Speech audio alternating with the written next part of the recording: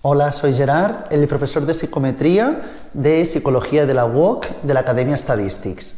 Antes de empezar la asignatura como tal, os quería comentar un par de aspectos sobre el funcionamiento del curso. En primer término, indicaros que realizamos las clases mediante vídeos, ya sean vídeos en directo o vídeos grabados. Los vídeos en directo serán los más importantes, ya que es donde resolveremos toda la información que os hayan surgido dudas al realizar la PEC. Entonces ahí se resolverá toda la información. Realizaremos también la PEC de otro año y resolveremos todas las dudas que os hayan surgido al realizar la PEC de este año. Entonces explicaremos aquellas cosas más importantes y sobre todo resolveremos todas vuestras dudas, tanto de teoría como de ejercicios. En las clases grabadas, que son clases como esta, tendréis toda la información de teoría básica para poder responder y solucionar la PEC de este año.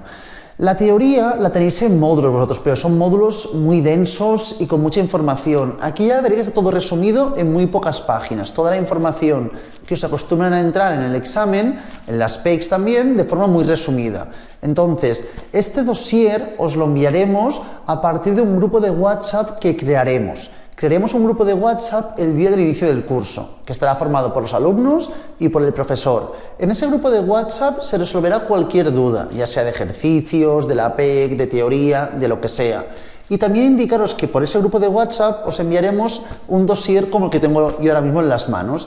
Este dossier os servirá para poder seguir la clase, ya que todo el tiempo iré haciendo referencia a aspectos del dossier. Es importante tener el dossier, ya que la información, repito, la resumiremos mucho, ya que no todo lo que está explicado en vuestros módulos es lo que luego realmente entra en el dossier, o a veces está muy repetida la información. Aquí estará todo mucho más resumido y explicado para poder responder cualquier pregunta que os surja al resolver la PEC.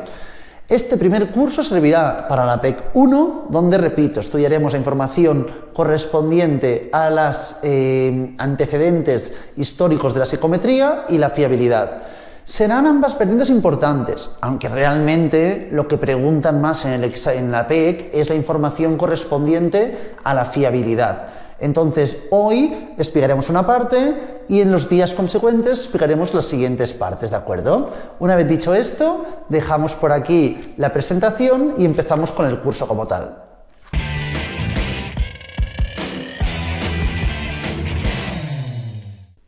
Empezamos ya con el curso. En esta primera clase lo que haremos será hacer un pequeño resumen de las cosas que os entran en esta primera PEC y plantear los antecedentes históricos de la psicometría, aquellas preguntas más teóricas que os entran en esta PEC. En las siguientes clases ya miraríamos toda la parte de fiabilidad.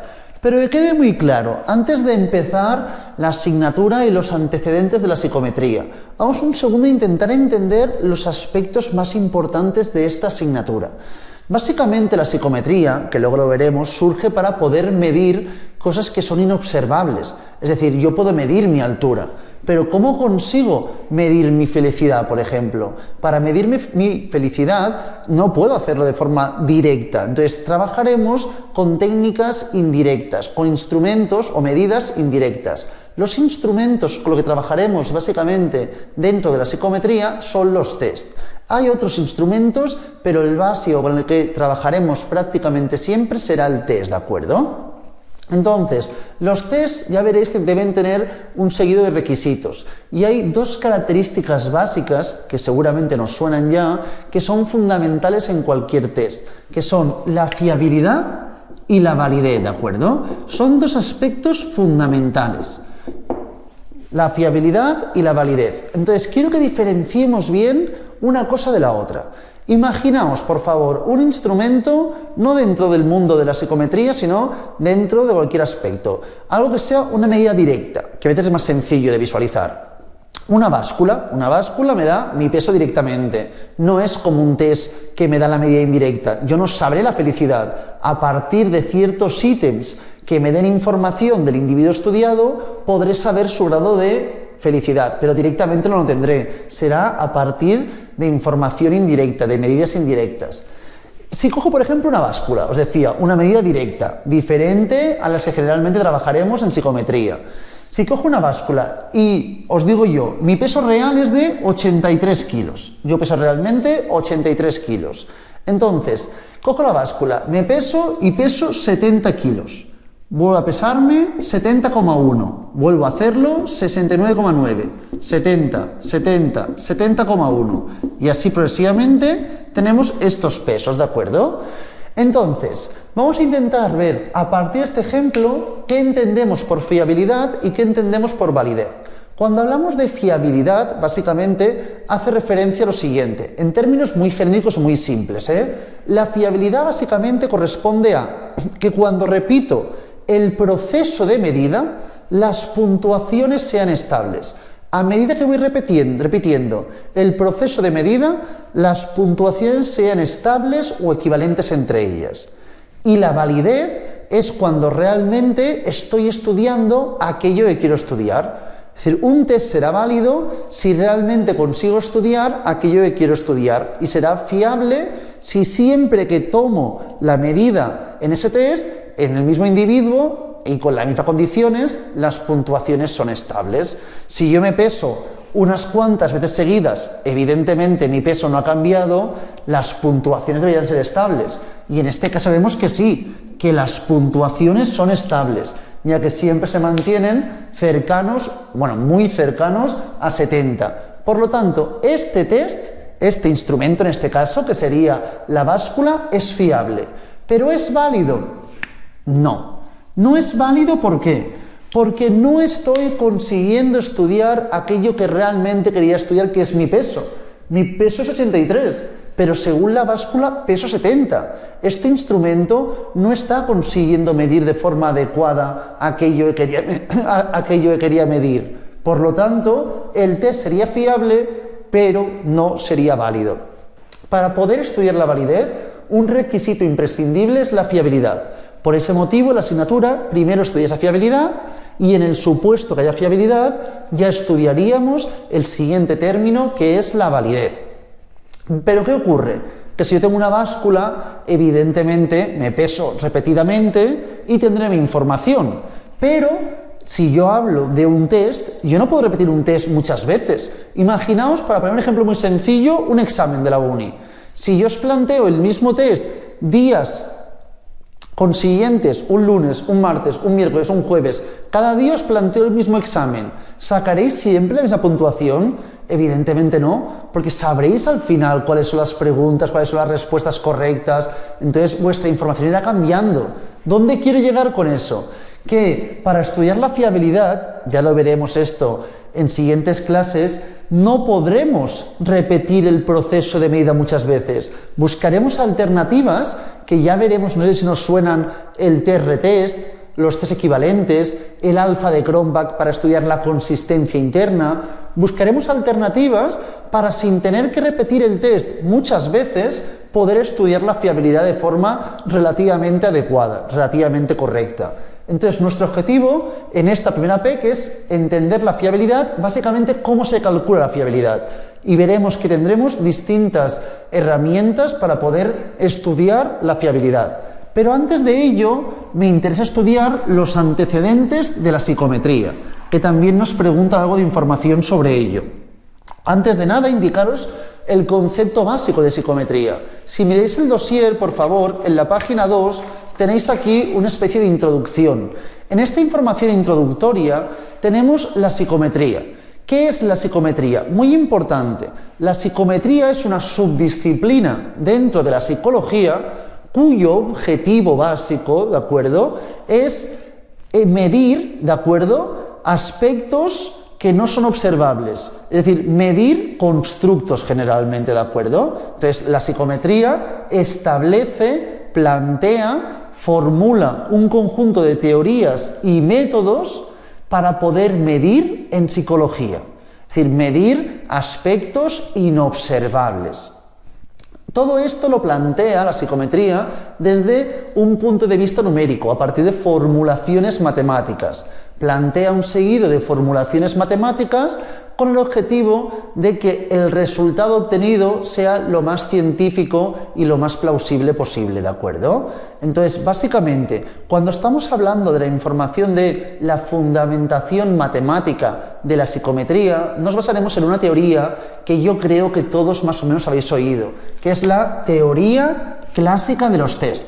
Esta es la fundamentación matemática por excelencia dentro de la psicometría en la que se basan todas las teorías y todos los métodos en psicometría para poder medir cualquier aspecto dentro de la psicología. La teoría clásica de los test se basa en la siguiente fórmula. X es igual a V más E, donde la X es la puntuación obtenida en el test, ¿de acuerdo? La V es la puntuación verdadera y la E es el error. Entonces, muy importante, esta es una teoría totalmente conceptual. ¿Por qué? Porque la V nunca la podremos saber y el error tampoco. Yo solamente conoceré la puntuación de un sujeto. Por ejemplo, yo hago un examen y saco un 7. Esta es mi puntuación verdadera, mi puntuación obtenida, ¿de acuerdo? ¿Esto quiere decir que es igual a la verdadera? Pues evidentemente no lo sabré nunca, sinceramente. Nunca sabré si mi puntuación obtenida es igual a la verdadera. ¿Por qué motivo? No lo sé. Porque un día puedo sacar un 7 porque ese día estaba lloviendo, he perdido el metro, he llegado a tratar el examen, me he puesto nervioso, ese día me enfadé con mi pareja, lo que sea. Y eso puede repercutir en una peor o al revés, que tuviese cosas positivas que mejorasen mi nota. Entonces todo puede influir. Por lo tanto, yo haciendo una vez el test, evidentemente, no puedo asegurar que la puntuación obtenida sea igual a la verdadera. Pero es verdad que la teoría clásica de los test se basa en unos cuantos supuestos. Comentaremos ahora los más importantes. Primer supuesto muy importante, que la esperanza, cuando hablo de la la esperanza es la media, ¿de acuerdo? Es la media. La esperanza, la media. Si realizásemos el test infinitas veces, si yo realizo el test infinitas veces, la media de esas puntuaciones debe ser igual a mi puntuación verdadera. ¿Qué quiero decir con ello? Si yo, por ejemplo, voy a hacer el examen y mi conocimiento real es de un 9. Claro, un día, por algún motivo externo, puedo sacar un 7 o puedo sacar un 8, puedo sacar alguna nota un poco distinta a mi nota real, pero porque evidentemente influyen 1000 aspectos aleatorios que pueden influir en mi nota, pero otros días puedo sacar un 10, porque ese día estoy más motivado, tengo un mejor día, las preguntas del examen son más sencillas, las preguntas están ordenadas de forma que primero me salen las sencillas y luego las complicadas y eso va motivándome en el examen. Pueden influir tantos aspectos en el examen en cuestión que por lo tanto yo no puedo asegurar que cuando haga el test una vez la puntuación obtenida sea verdadera, pero sí que puedo asegurar que la media de todas las puntuaciones de los test realizados por mí mismo darían mi puntuación verdadera. Como evidentemente no puedo hacer el test infinitas veces, esto es solamente un supuesto teórico, ¿de acuerdo? Que si repitiese el test infinitas veces, la media de estas repeticiones sería la puntuación verdadera. También tenemos, muy importante también, que la esperanza del error será igual a ¿cuánto? Mirad, el error, que es el error aleatorio, es esto, pues que puede ocurrir cualquier aspecto más allá de mi conocimiento de la asignatura que pueda repercutir en mi nota obtenida.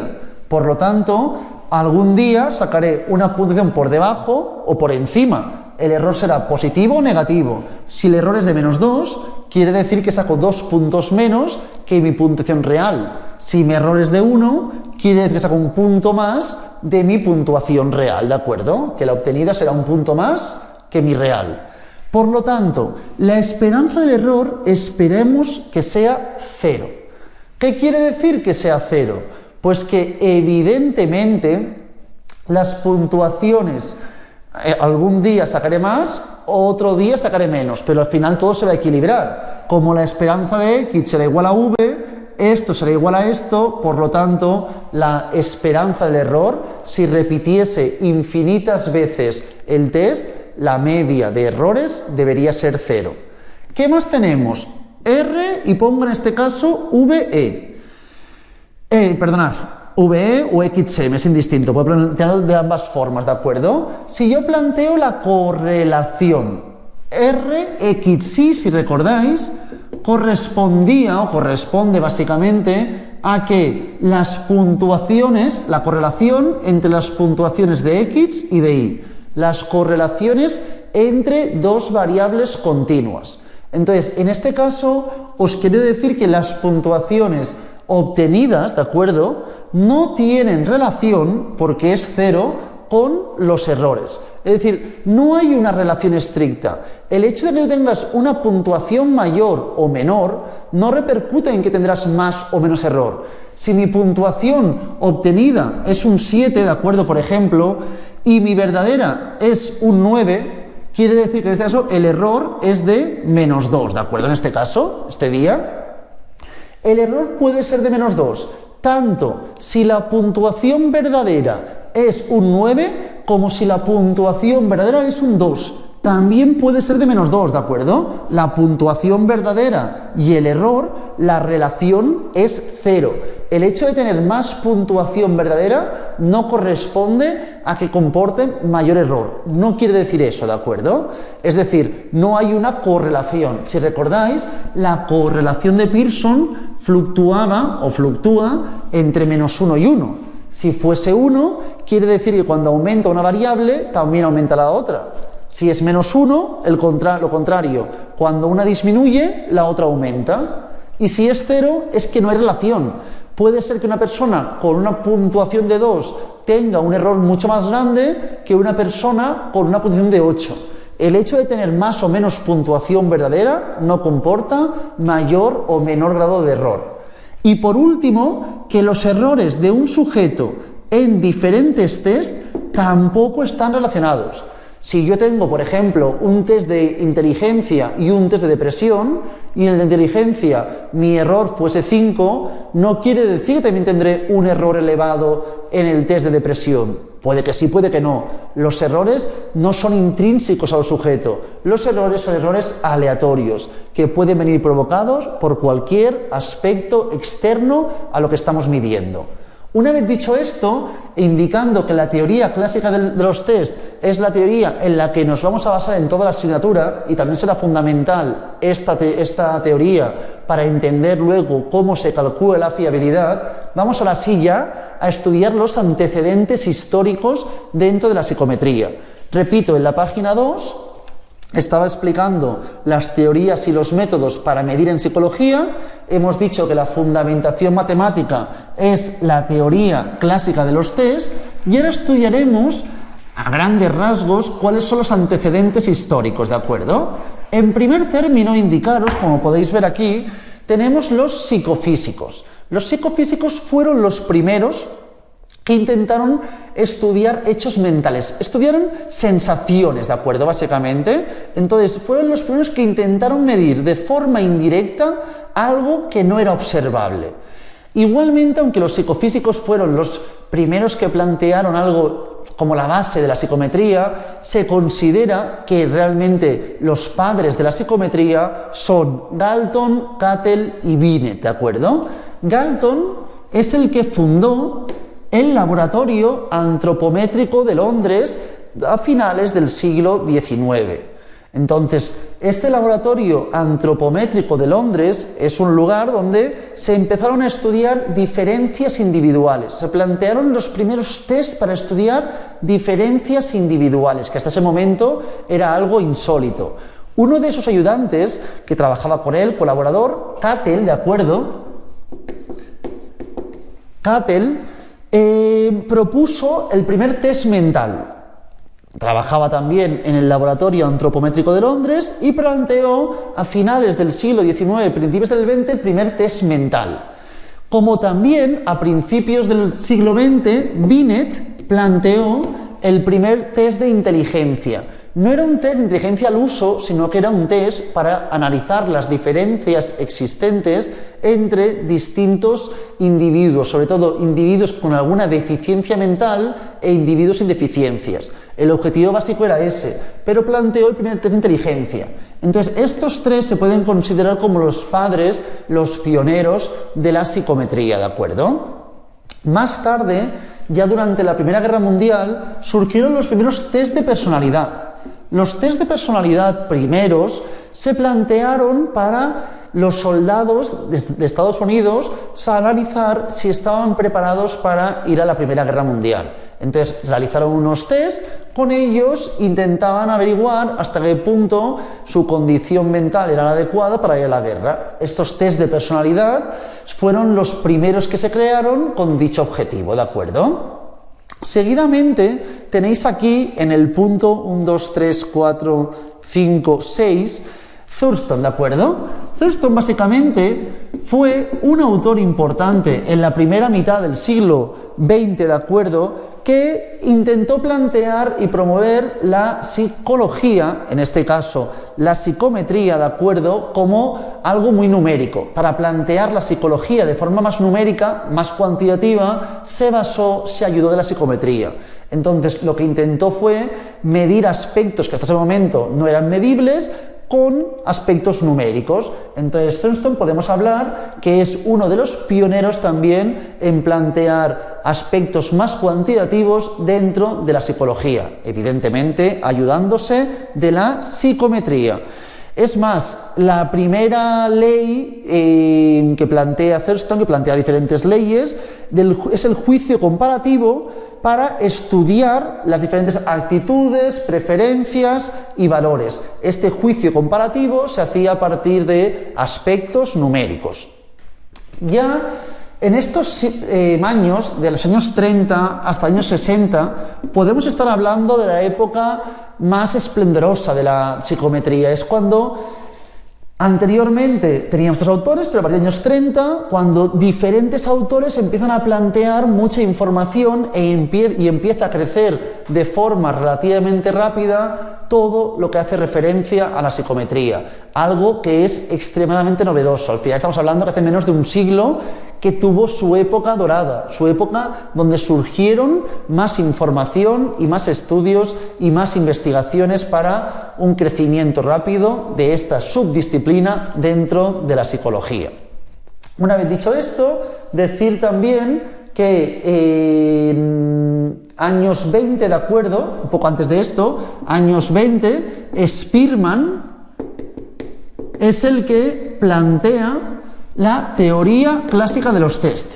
La teoría clásica de los test, que es lo que hemos comentado anteriormente, todos los supuestos teóricos alrededor de la psicometría, se basan en la teoría clásica de los test, fundamentada por primera vez por Spearman en la década de los años 20, ¿de acuerdo? Después se fue evolucionando la teoría y fueron cambiándose y añadiendo nuevos supuestos, pero en primer término surge por Spearman en la década de los 20. Luego han salido otras teorías distintas que también miraremos, como la teoría de respuesta de los ítems.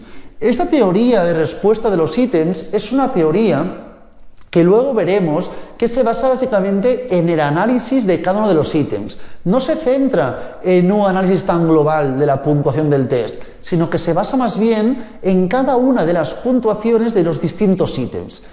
Esta teoría de respuesta de los ítems veremos luego cuando analicemos en el último tema los ítems que es importante en la actualidad. Pero desde un punto de vista conceptual teórico nos es mucho más importante y ha sido más importante la teoría clásica de los test.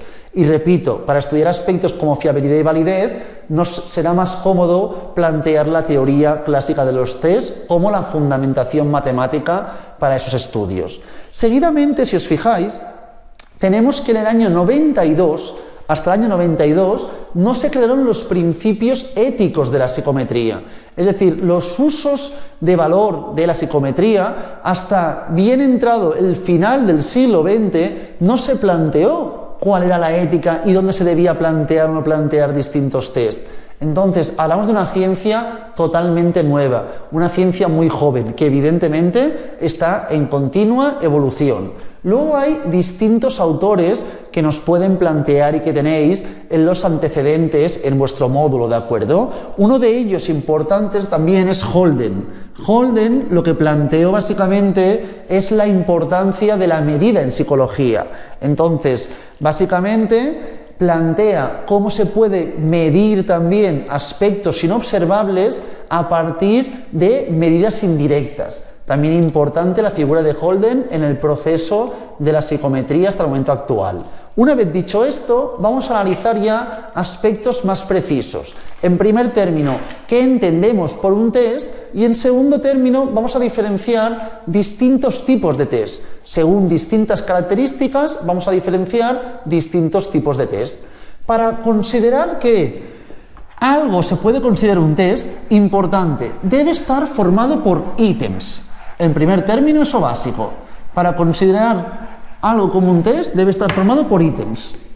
Los ítems, importante, no son preguntas. Los ítems son estímulos. Cualquier estímulo que me sirva para poder analizar y poder saber algo de un individuo, cualquier estímulo que pueda plantear será un ítem. Puede ser en formato pregunta, evidentemente, pero puede ser en cualquier otro formato, no tiene por qué ser siempre en formato pregunta, ¿de acuerdo?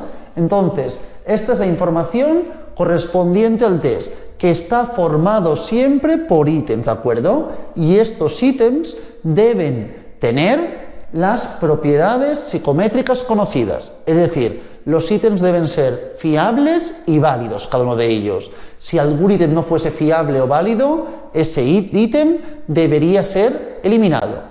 Segundo punto, también importante, la administración del test debe ser siempre controlada. Ya veremos luego que puede ser individual o grupal, pero debe ser siempre controlada y deben estar bien estipuladas las instrucciones de uso como las instrucciones también para interpretar las puntuaciones, ¿de acuerdo? Todo eso debe estar bien estipulado. Y en tercer punto, y también muy importante, indicar que el test tiene básicamente como objetivo estudiar el atributo de un individuo. No quiere estudiar de forma global a la sociedad, sino que es para estudiar el atributo concreto de algún individuo. ¿Qué quiero deciros con ello? Que si yo cojo, por ejemplo, una encuesta tiene como objetivo estudiar la intención o la forma de pensar global de un grupo de sujetos. El test no, es para estudiar básicamente, evaluar a una persona en un atributo de interés de una persona, de un sujeto, de un individuo, ¿de acuerdo? Una vez visto esto, que son las características principales de los test, vamos a diferenciar los distintos test que tenemos. Aquí, si os fijáis, en la página 3, parte inferior, tenéis un seguido de puntos según los tipos que tenemos de test.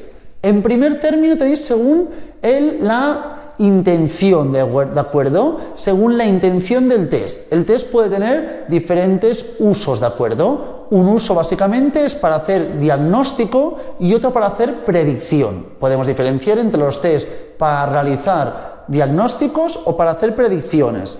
Los de diagnósticos se aplican tanto básicamente en ámbito clínico y ámbito educativo y sirven básicamente para evaluar condiciones actuales de los individuos.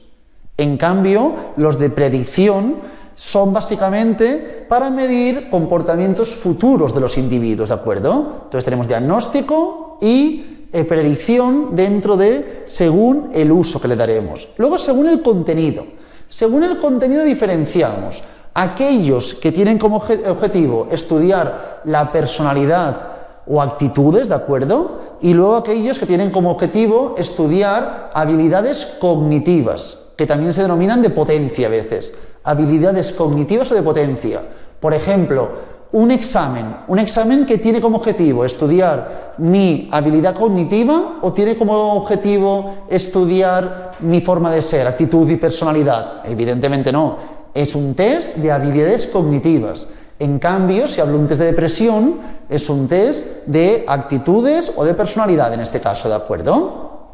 ¿Qué más? Según el formato, esto lo podéis ver, típico, según el formato pues escrito, por ordenador, lo que queramos, ¿de acuerdo? Tenemos diferentes tipos de formato. Según la administración, individuales y grupales, importante, cuando hablamos de grupales no quiere decir que el test lo hace mucha gente conjuntamente, sino que lo hacen al mismo tiempo, pero cada uno su test, importante. El objetivo del test es estudiar a cada individuo, no a un grupo. Por lo tanto, aunque sea una administración grupal, no quiere decir que todos lo realizan el mismo test, sino que cada persona, cada individuo realizará su test. Puede ser el mismo, pero cada individuo el mismo, ¿de acuerdo? Cada individuo responderá su propio test y me interesa la información de cada individuo específicamente, no de todos los individuos en su globalidad. En un examen, por ejemplo, generalmente se hace de forma grupal. Si es oral, no, pero si es un examen escrito, como es lo más típico, se hace de forma grupal. ¿Y cómo funciona? Todo el mundo al mismo tiempo realiza el test. Todas las personas de la clase realizan el test. Es una administración grupal, pero luego cada individuo tendrá su puntuación, evidentemente. ¿Qué más disponemos, por favor? Según el tratamiento de las respuestas, ¿de acuerdo? Entonces, aquí tenemos pruebas de ejecución máxima y pruebas de ejecución típica. Claro, ejecución máxima quiere decir que lo que nos interesa es sacar la máxima puntuación posible.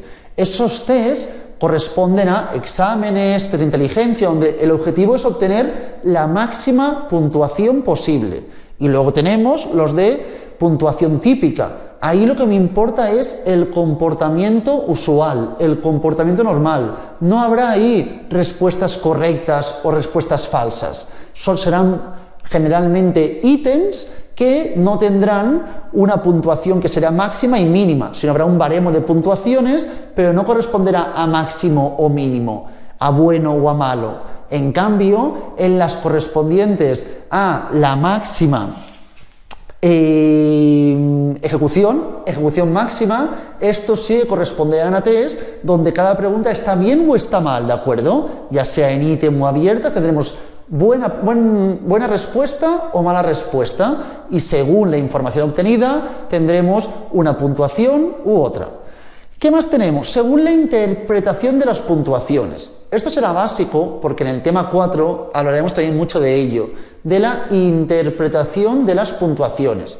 Tenemos los test normativos y los test criteriales. El normativo es aquel donde la puntuación obtenida tiene sentido a partir de compararla con un grupo de referencia. La comparamos con un grupo de referencia y a partir de ahí tiene sentido. Muchos de los test de personalidad acostumbran a ser test normativos. ¿Por qué? Porque yo si, por ejemplo, en un test de depresión obtengo una puntuación de 31, ¿qué significa 31? No está estipulado, entonces según la población a la que pertenezco, me comparo con ellos y podré colocar mi puntuación respecto a ese grupo, ¿de acuerdo? Es lo más típico dentro de psicometría y es básicamente lo que trabajaremos, ¿de acuerdo? Los test normativos. Luego están los test criteriales. En test criterial existirá un criterio que determinará entre apto o no apto, una condición u otra condición, lo que sea. Estos criterios no vendrán determinados por la población, vendrán determinados por un grupo de jueces expertos que determinan que dicha puntuación diferencia entre distintos grupos. Por ejemplo, si yo os hablo de un examen de la uni, en un examen de la uni, si yo saco un 6 y soy el peor de la clase, puede ser que haya aprobado el examen, ya que si el 5 está estipulado como aprobado, suspenso, toda la gente por encima de un 5 habrá aprobado. Me es indistinto ser el mejor o el peor, ya que por encima del 5 aprueba la asignatura. En cambio, si hablamos de otros test, por ejemplo, un test de depresión, no hay una puntuación generalmente preestablecida por un grupo de expertos, sino que en referencia al grupo de referencia nuestro, es decir, a la población objeto de estudio, me voy a clasificar según ese grupo. Y según las puntuaciones media y la desviación típica de ese grupo, colocaré mi puntuación y podré observar si soy una persona depresiva o no depresiva, pero siempre en referencia a un grupo que es la población objeto de estudio. Estos son los tipos básicos y luego por último tenéis en la parte inferior, si os fijáis, según el estatus comercial, ¿de acuerdo? Los que son test comerciales y los no comerciales. Esto lo podemos mirar, no tiene más información. Para acabar con la clase de hoy, antes de empezar ya con la parte de fiabilidad, que repito es la parte fundamental, vamos a mirar los aspectos básicos en la construcción de un test. Cuando construyamos un test será fundamental también tener en cuenta todos los tipos de test que tenemos. Lo podemos plantear, pero evidentemente en un test de ejecución máxima no voy a realizar el mismo tipo de ítems que en un test de ejecución típica. En los test de ejecución típica, que son los test que ya os comentaba antes, generalmente de personalidad, por ejemplo, o actitudes, ¿qué quiere decir? Ahí generalmente se plantea un ítem que es una frase afirmativa y yo indico mi grado de acuerdo con ese ítem. Estoy totalmente de acuerdo, ni en desacuerdo y totalmente en desacuerdo. Esto generalmente son los ítems más recurrentes, una frase aseverativa, una frase afirmativa, dentro de los test de ejecución típica. En cambio, en los test de ejecución máxima muchas veces son más bien preguntas. Me pueden hacer preguntas, ya sean abiertas o tipo test, preguntas donde tenemos que responder la respuesta correcta, ¿de acuerdo?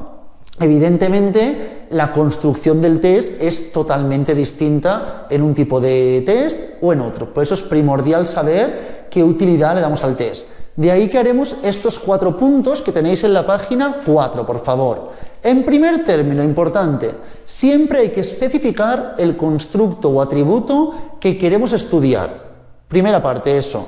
Para especificar bien el constructo que quiero estudiar, 3 puntos. Primer punto, principal, ¿de acuerdo? ¿Qué es lo que quiere medir el test? Me tengo que plantear, ¿vale? ¿Qué quiere medir mi test? La depresión. Perfecto. Luego ya miraré cómo mido la depresión, pero tengo que saber qué quiero medir, porque no puedo medir muchos aspectos genéricos, tengo que decidir qué es lo que quiero medir, la depresión. En segundo término, ¿a quién va dirigido? Es muy importante diferenciar que si yo estudio la depresión en Kenia o en España, haremos diferentes ítems. No voy a plantear los mismos ítems en poblaciones tan diferentes como puede ser Kenia y España, por ejemplo, ¿de acuerdo? Y en tercer lugar, ¿qué uso daré de este test? ¿Qué intención tiene? Pues será para hacer diagnóstico o para hacer predicciones. Según el interés que tenga, el uso que le daré, plantearé una cosa u otra. En segundo término, una vez tenemos estas 3 preguntas formuladas, voy a la siguiente vertiente, que correspondería a la creación de los ítems. Cuando creamos ítems, importante, se recomienda crear muchos más ítems de los que formarán el test, ya que en el proceso de estudiar la fiabilidad y la validez y el análisis de los ítems puede que eliminemos muchos de ellos. Por ello es fundamental que se creen muchos más ítems de los que son necesarios, ¿de acuerdo? Luego, en el tercer punto, tendremos una tabla de especificaciones. Generalmente, si quiero estudiar la depresión, ¿qué diré? Vale, ¿cómo voy a estudiar la depresión? No puedo preguntarlo de forma directa. Si le pregunto a una persona, ¿cuál es tu grado de depresión? Nadie me responderá bien. Entonces, ¿qué hacemos? Digo, vale, quiero estudiar la depresión desde preguntas sobre los amigos, del trabajo y de la familia. Entonces, haré preguntas sobre amigos, para ver su grado de depresión en ese ámbito, sobre trabajo y sobre familia. Entonces, importante, planteamos las distintas puntos de interés que deberá incluir nuestro test, para que así todos los ítems hagan referencia a los distintos temas de interés. Y por último, indicaros también que el tipo y el formato de ítems dependerá en muy buena medida, o en gran medida, perdonad, del tipo de test que estemos trabajando. Aquí diferenciamos los test correspondientes a ejecución máxima y ejecución típica. En la ejecución típica os lo decía, generalmente una frase y luego distintas alternativas con el grado de acuerdo. Tenemos 2 opciones, las opciones binarias o categorías ordenadas. Las binarias serían sí de acuerdo y no de acuerdo. Una frase, me gusta salir de fiesta. O sí de acuerdo o no de acuerdo. La binaria deja menos alternativas, menos opciones. En cambio, puedo poner totalmente de acuerdo, de acuerdo, ni desacuerdo, y así progresivamente más categorías ordenadas. Cuando hablemos de la misma frase, pero opción de respuesta, categorías ordenadas, es más cómodo a veces porque así el sujeto en cuestión tiene más alternativas que responder. Importante tampoco plantear baremos o categorías ordenadas muy elevadas, de muchas opciones, porque eso puede confundir también al individuo. Lo más recomendable son de 5 categorías, ¿de acuerdo? Que es lo que denominamos como escalas Likert. En cambio, si estamos hablando de un test de rendimiento o de ejecución máxima, cuando hablamos de un test de ejecución máxima, ahí tenemos 2 tipos de test, básicamente, 2 tipos de ítems, perdonar. Los ítems que corresponden a preguntas abiertas, ítems abiertos. ¿Quién inventó la penicilina?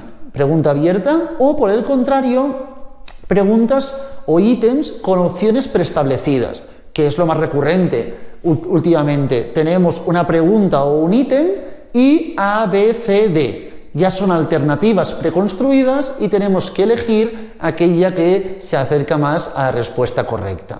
Entonces, esto es la construcción de un test, aspectos básicos. Esta primera parte es muy teórica, es muy poco parecida a lo que veremos luego, que será todo mucho más numérico, pero me importa como un poco de introducción. A partir del próximo día ya miraremos toda la parte de fiabilidad para poder responder de forma totalmente adecuada la PEC que debiese entregar.